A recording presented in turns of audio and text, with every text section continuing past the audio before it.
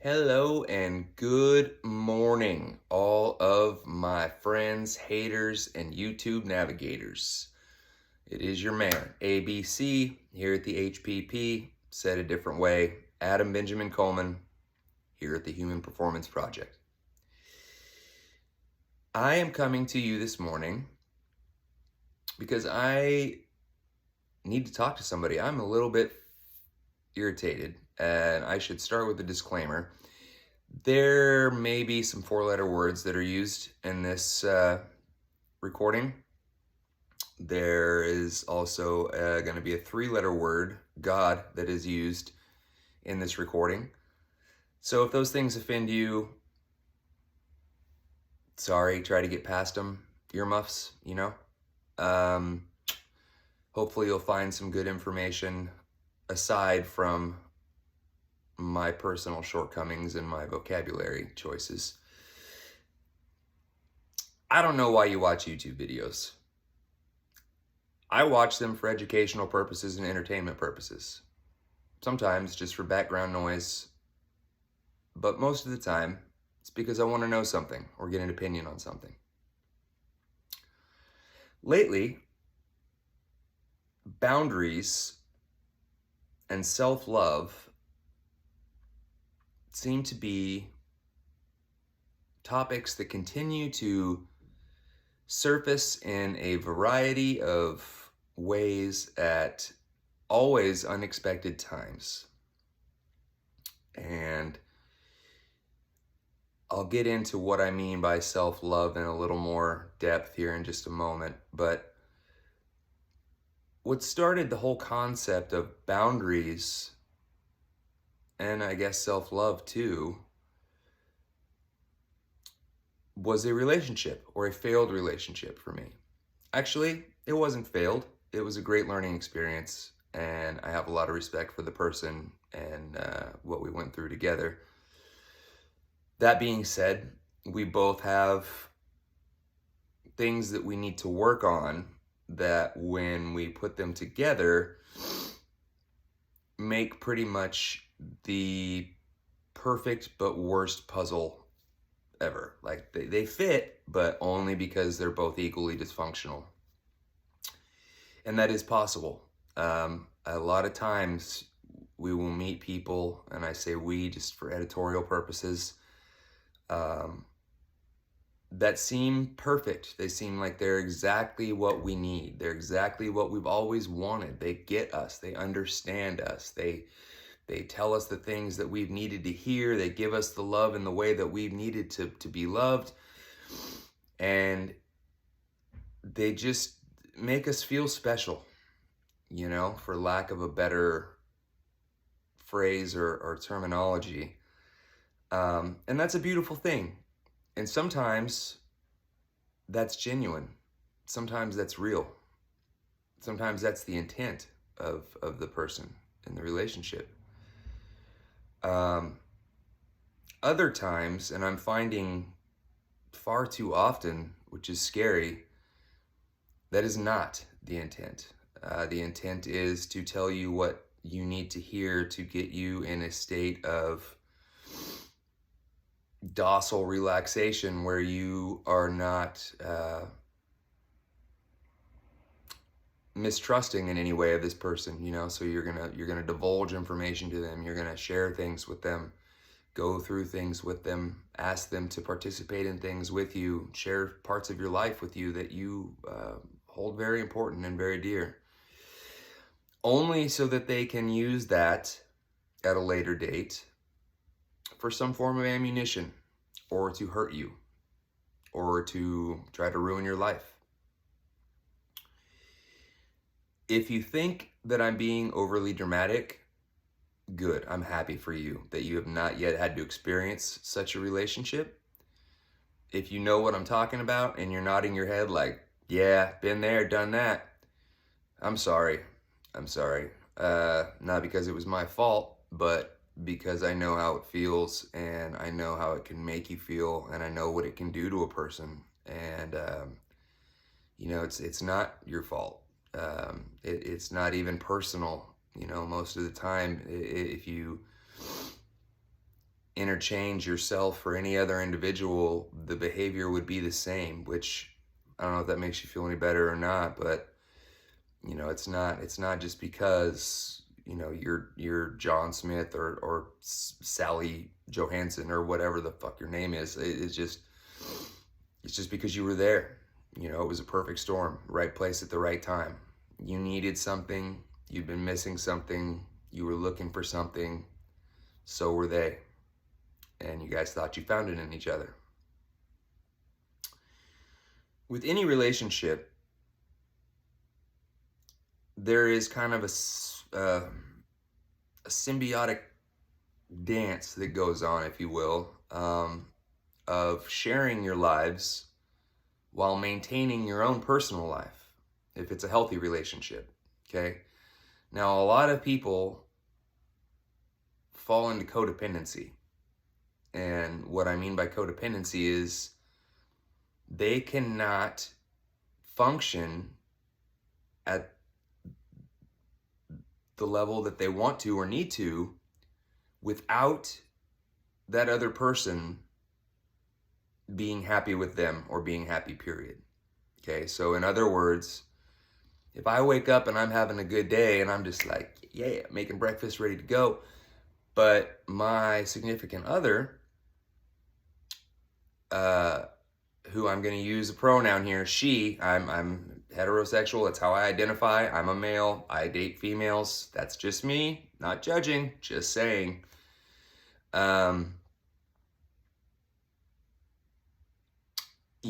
If she's not in the same mood, all of a sudden my level of enthusiasm goes from here to a steady decline to maybe even just totally miserable. Maybe it fucks up the whole day. Maybe you call in sick to work. Maybe you go to work, but you just are pouting and bitching and treating people like it's their fault. Not even really because you mean to, but just because you're so damn irritated and you don't know what to do about it. That's codependency, okay?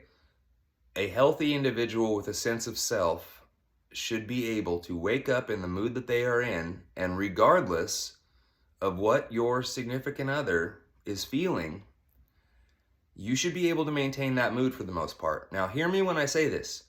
That does not mean that you're a frigid, just hard ass that doesn't give a flying what about your partner's feelings. That's not at all the way to handle things. That's not going to get you very far.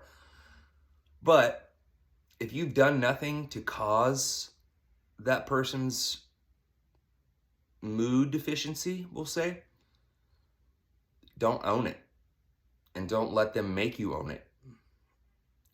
And if that person is in some kind of a mood and they want to bring up a mistake that you made 10 years ago that has nothing to do with today, don't own it. And don't let them make you own it. All we can do is apologize sincerely and not make the same mistakes again, okay? If somebody loves you unconditionally, which that word gets thrown around a lot, love, I don't know what it means to you. That's a rhetorical question. To me, it means putting someone's best interest and happiness as my first priority when at all possible, without sacrificing myself or my relationship with God, because that's my first relationship. So, again, if we both wake up, I'm happy, she's not, I didn't do anything wrong, it shouldn't affect my mood. Okay, if it does, that's codependency. And that needs to be examined, because it will cripple you and it will not be a healthy relationship. And I'm sure that you guys and gals out there have seen plenty of examples. People that can't go to work without, the spouse or boyfriend or girlfriend being a part of it somehow, whether they have to go with them, whether they have to be on the phone, whether they have to check in every 15 minutes to prove that they're not over at their Sanchez house doing something that they shouldn't be doing.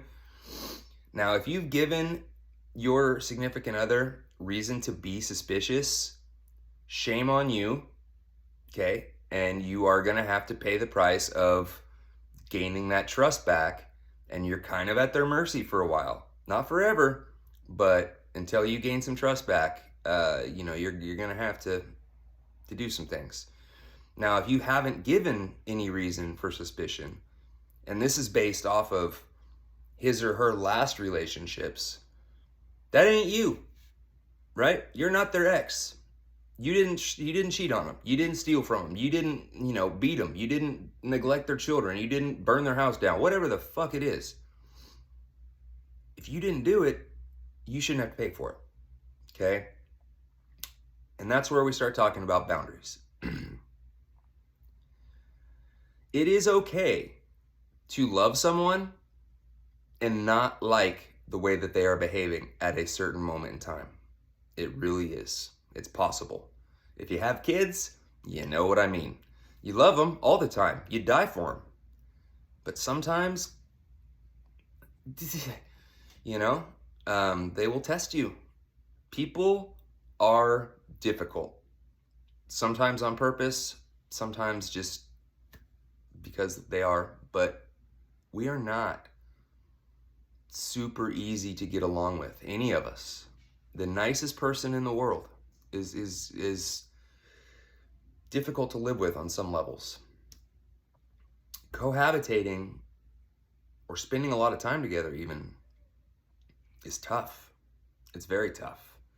It's why people encourage you, not to rush into things like that, because it's easy to date and be in the honeymoon phase and love each other and be having the best sex ever, and there's no one else that exists in the world because they just make you feel like butterflies and Skittles and rainbows everywhere. Until they don't, until something happens where you have to deal with real life, or you go through some trauma together, or they go through some trauma and you have to be there for them. Things change, and things can change a lot, 180 degrees, complete opposite. Don't give up. If you really love someone, you will support them, even if you do not like the way that they're acting at that moment in time. And you will be kind enough and strong enough to say, you know what? I'm here for you, and I understand that you are feeling some kind of way right now. And I wish I could take that away and make you feel better, but I can't. And it's not fair for me to have to sit here and take the punishment of it because you're upset. That doesn't mean I don't want to see you again. It doesn't mean I don't care.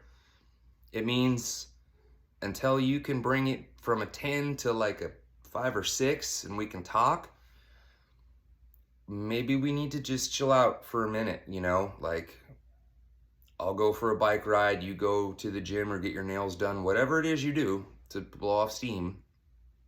Spend a little bit of time apart. It is okay to do. There's so many couples that are glued at the fucking hip, and it's annoying as shit. Now, if you just genuinely enjoy each other's company and you get along that well, good on you. Great. You're lucky. You're blessed. But most of the time, when you see that type of interaction, it's obligatory, right? Like it's because, oh yeah, I go with my wife grocery shopping and shopping at the mall because I don't trust that she's not going to talk to other dudes. Those are two very different things, right? Like you're not spending quality time when you're mean mugging everyone and making sure that, did you just look at him? Do you know him? Did you screw him? Like that's not fucking healthy, man. Like you're going to drive yourself insane, and probably her or him too, whatever the case may be. Jealousy is a normal human emotion, and it is healthy on some levels, right? But if you are in a state where you can't let your spouse or significant other out of your sight or presence because you're worried that they're going to do something wrong, there's some issues there. There's some issues there. You need to be able to have your own identity and space. Don't go through people's phones without asking. Don't snoop for shit, on the low. Ask the person, hey, I'm feeling kind of insecure. And as hard as that is for me to admit, it would really help me if you would let me look through your call log with you, because I've noticed that you've been on the phone a lot more than normal and at some weird times, and you've just been acting a little bit different. Maybe it's me. I hope it's me. But could we please just calmly go through that together? And if there's nothing to hide, that shouldn't be an issue. Okay? Now, if you get the explosion when you ask, can we look through the phone? Fuck no, who do you think you are? I don't have anything to hide. You're the one doing this and that. There's a problem there, okay?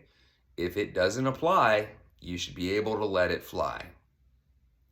So even if they accuse you of something wrong and you haven't done it, shouldn't anger you that much. If you get defensive, you look awful guilty. And if you start blaming people and projecting behaviors on them, I know you're cheating on me. I know you did. The cheater always thinks that they are being cheated. Okay? So, if someone is projecting on you and you have no idea where it's coming from, that's a them problem. You didn't do anything wrong. And until they're honest about it and you can get to the bottom honestly of what's going on, things aren't going to go well. Work through it though. Not everything has to be black and white. There are things in life that are black and white. Murder is wrong. Stealing is wrong. Okay, there are certain things. It just is. You can't really debate that. But there is so much gray area. There is so many variables and different influences that will cause a person to react differently than perhaps they would have otherwise. And that needs to be taken into consideration. Okay? You've got to be patient with people. You've got to be patient with people. You've got to meet people where they're at. You can't expect them to just know what you think they should know and to perform it right then and there because you want them to. Okay? First of all, they're people, not Cocker Spaniels. And even the smartest Cocker Spaniel isn't going to be able to pull that trick off. Patience has got to be something that is in your daily repertoire if you're going to have a successful relationship. Because even the most successful relationships are going to have tough times. The most successful relationships, if they are honest with you, they'll tell you, yeah, there were some times where it got rough. We didn't know if we were going to make it. That doesn't necessarily have to be a negative thing. If you can look back and say that, yeah, we went through a year period where we slept in separate bedrooms and we barely spoke, and then we finally got it together and went to therapy, and now we're great. That should be a story that you're proud of. That should be something that you share, okay? That should be something that you try to demonstrate to other people in hopes of helping their relationships, okay? As I see it, some of our biggest problems as a human culture, and again, I'm nobody. I am not a doctor. I am not a therapist. I'm not, any well-educated anything, all right? And I forget where I was even going with that, but I do know that sometimes people react poorly. Sometimes emotion gets in the way and we say things in a way that we wouldn't normally, or at a volume level that we wouldn't normally. Or maybe we don't tell the truth because we're so concerned with whether or not this person's gonna love you anymore that you tell a little fib. And I'm not talking about, like, again, like infidelity, stuff like that. There is no gray area for that. Like, you don't do it. It's the same thing as hitting women. You might think you found a reason, but you just don't do it. Okay? That's just the way it is. It's just the way it is.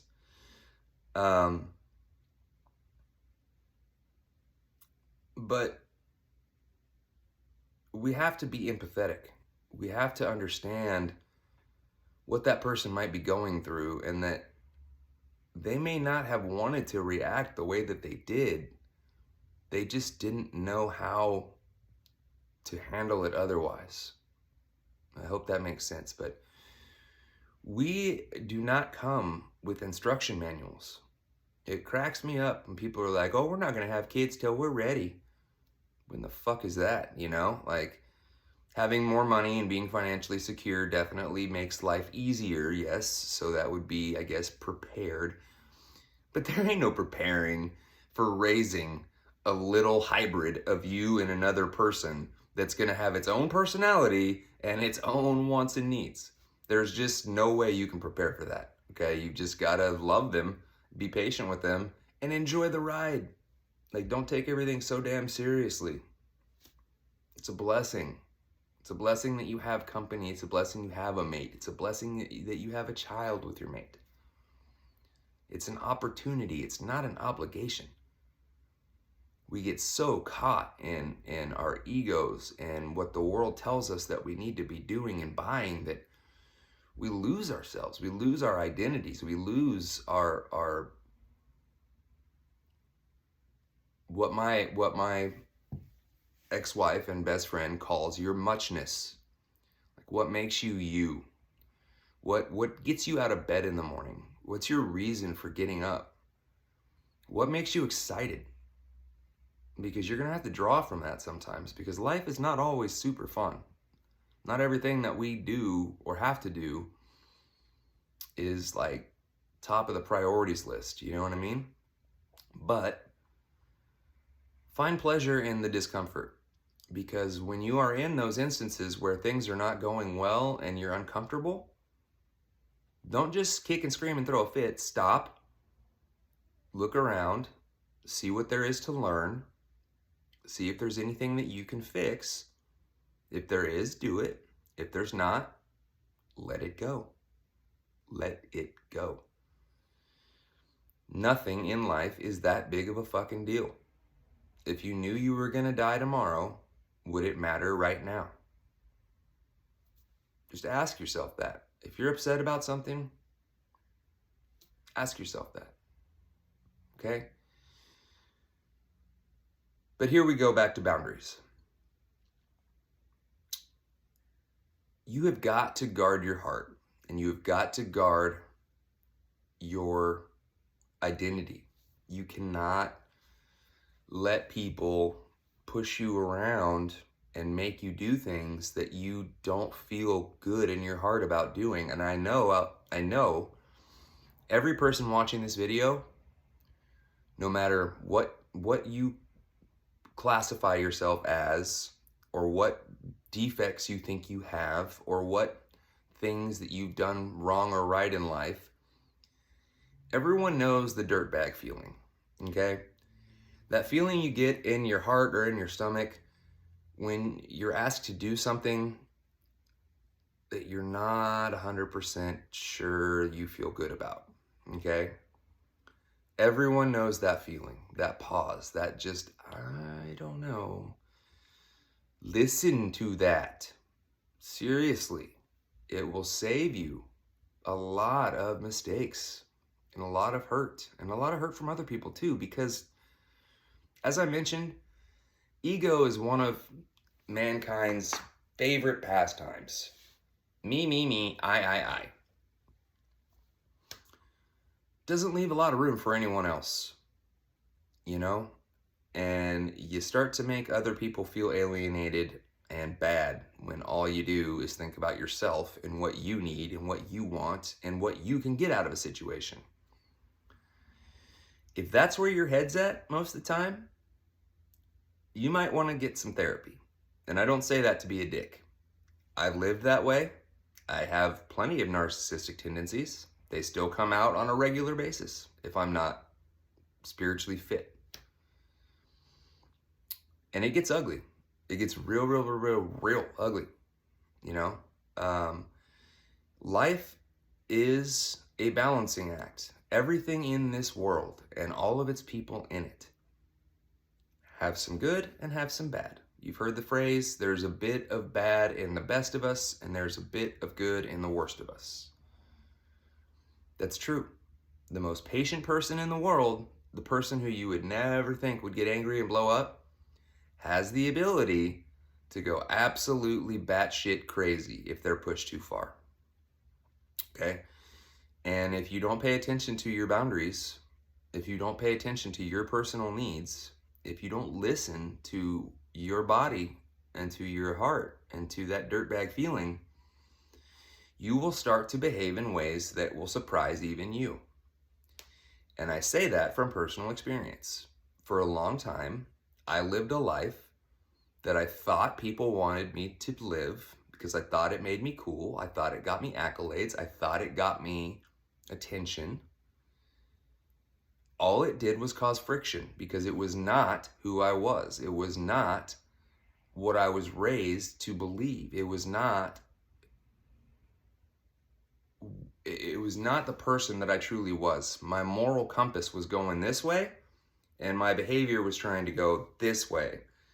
And it just caused a whole bunch of static in the middle here. And until I figured that out, which if I'd have listened to my father, I would have figured it out, I don't know, 12, 13 years old.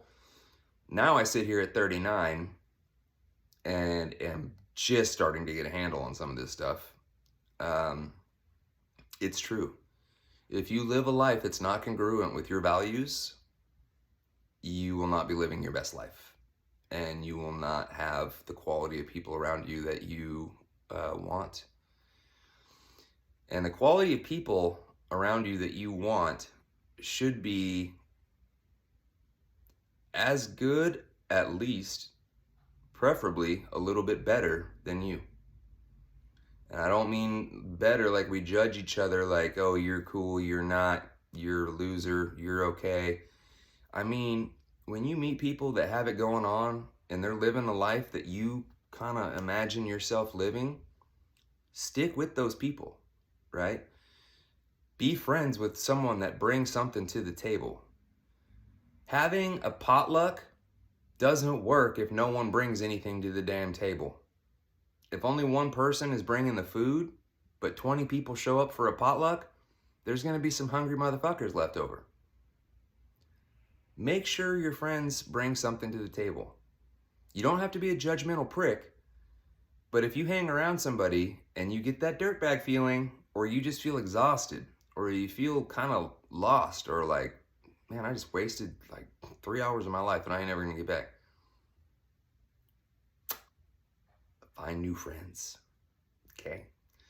Surround yourself with winners because we are what we surround ourselves with. And that goes for people and that goes for stimulus. So be careful with your phone, be careful with your music, be careful with your television, be careful with your video games, your books, radio, whatever it is, anything that's going in has the potential to influence you and your behavior. Eventually, if you hear it enough, see it enough, repeat it enough, it molds a trail, a pathway in the synapses and dendrites and all that neurological wiring in your brain and becomes a habit that you may not even have intended to pick up. But now it's there. And you can rewire it. The concept is called neuroplasticity. Look it up. It's very interesting. You can rewire your brain. If you don't like the way you react to certain things, stop it.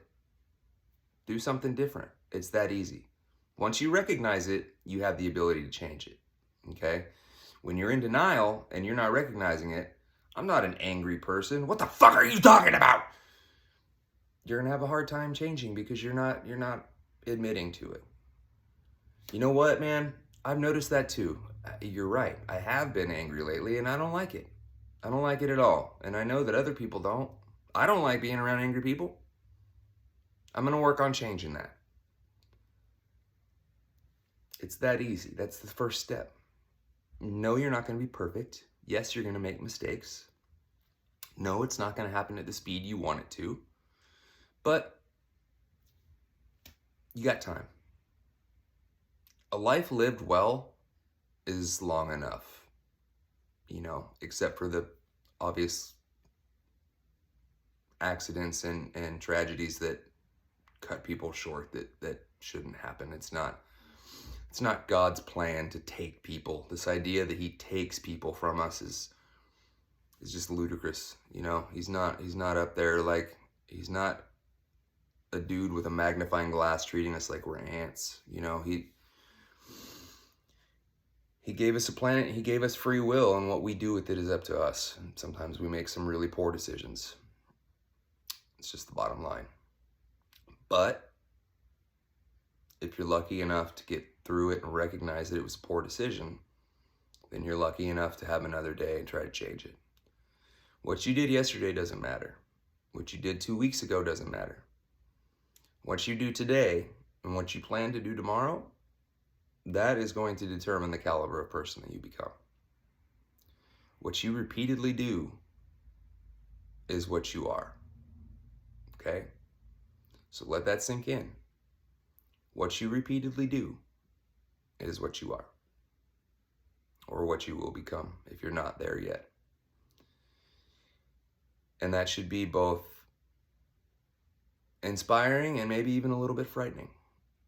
Because I know for myself, there's been several times where I was caught up in behaviors that when I finally got a gap between myself and that life, and I could step back and look at what I was doing and what the effect of what I was doing had on other people, it scared the shit out of me. Most of you who know me know that I struggled early on in my life with chemical dependency.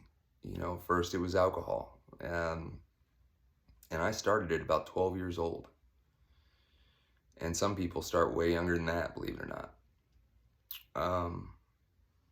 That changed me. That changed my perspective. It changed my behaviors. It changed the company that I selected. It changed the activities that I selected. It changed my neurological wiring. And it got to a point where I was going to die, and I was going to die alone. And I don't care who you are or how tough you are or how much of a lone wolf you feel like you are. Nobody wants to die alone, and nobody should. Nobody should. In the end, all that we really have is our safety net of people that get us, that we can be ourselves around and not have to worry about whether they're going to go talk behind our backs or not. My litmus test with my friends, I always joke, I say, if I can trust you with my wallet, my wife, my life, we're good. You belong in my circle. Now, I don't have a wife, and I don't have much in my wallet, but those are things that I aspire to change. And if I can't trust those things with you, you're worthless to me. If I can't take you at your word that you're going to do something important when you say you'll do it, you're worthless to me. Not as a human being, just as a friend. There is a difference. My life is not worth any more or less than any other humans on this planet. However, my life is worth enough that I'm not going to degrade it, abuse it, waste it, or demonize it by using it to corrupt other people. You know, I want to be God's nightlight, basically. I want to shine the love and tolerance of God, which is what I choose to call my creator. Doesn't have to be yours, just as long as you have something bigger than you. I want to shine positivity. I want to shine goodness. I want to shine humor. I want to shine empathy. I want to shine acceptance. I want to shine tolerance. And I want to shine, what's the word I'm looking for here? Wisdom. I want to be a teacher of sorts. I want to, back up, Pepper. I want to do good things for people, especially people that deserve it. I want to be happy most of the time. And that's up to me in large part. But the positions I put myself in, the people that God, you're nosy. Sorry, my dog's trying to participate here. The people that I surround myself with, you know, the environments that I find myself in, the activities that I give time and attention to, those things are all my choice. And if those have a negative consequence, that's my consequence to bear. That's my fault. That's no one else's. You know, blame shifting and pointing the finger at someone else is weak. That's bullshit. Okay? Because we are responsible for everything that happens to us, at least in part. All right? At least in part. We play a part in everything that happens to us. Everything. Everything. Doesn't matter what it is. Something horrible happens to you. There's very few times where it's just an absolute random accident. Okay? Usually, you've made a decision to be someplace you ought not be, with some people that you knew better than to be with. Doesn't make it your fault that those people may have done something wrong, but you played a part in it. And the sooner that you can take responsibility for that and realize that it's not because specifically of any one person or thing, the sooner you're going to be on your way to a much more satisfying life mentally.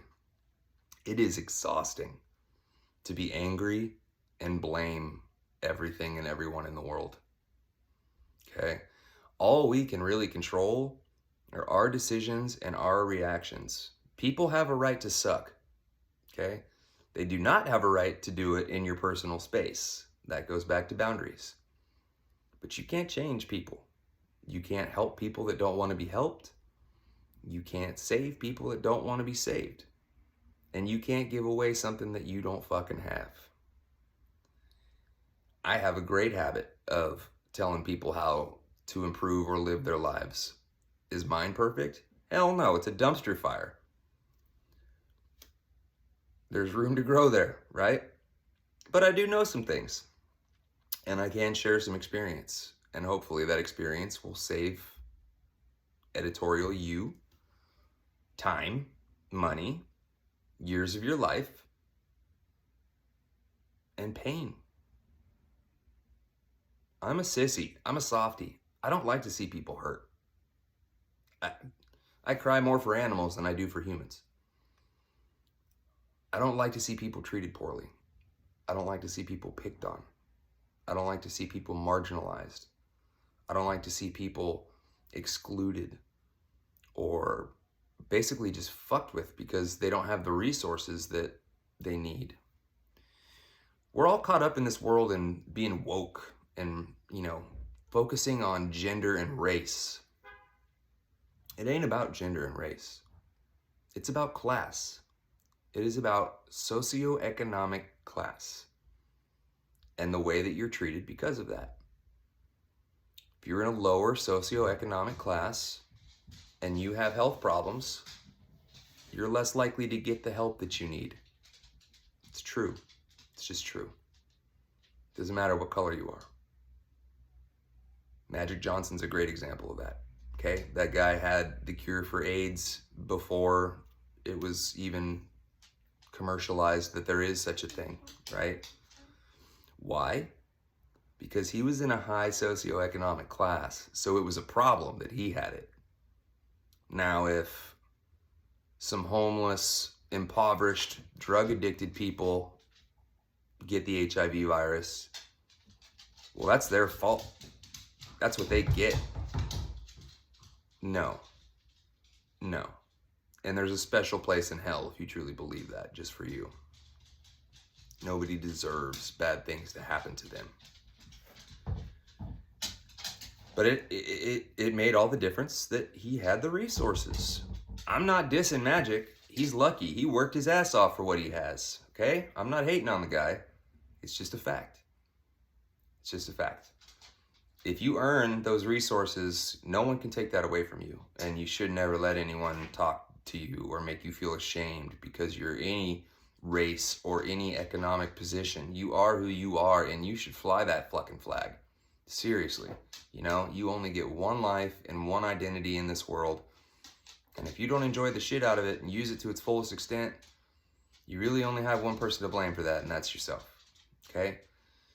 You don't have to be perfect or rich to really, really have a great time in life and make things better for other people and yourselves.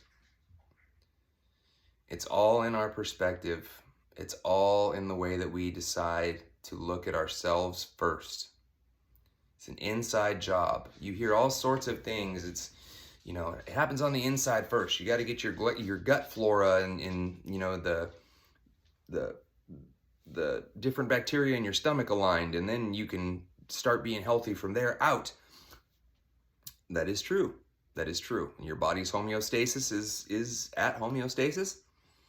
There's no energy that your body has to spend trying to bring it back to homeostasis. Treat yourself well, you'll feel better. You'll feel better, you treat other people better. You treat other people better, they treat you better.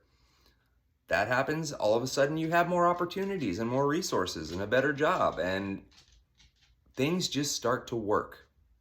Okay? All because of what you're exuding. All because of what you're exuding. We can say, yeah, I'm fine, I'm doing good, but when no one's looking, you're running for razor blades. That's not helpful. That's not helpful. It's okay to not be okay. Admit it so you can fix it. If you don't admit it, you can't fix it, and it's only going to get worse. So I say all that to say this. Be proud of who you are today. Start your day with some gratitude.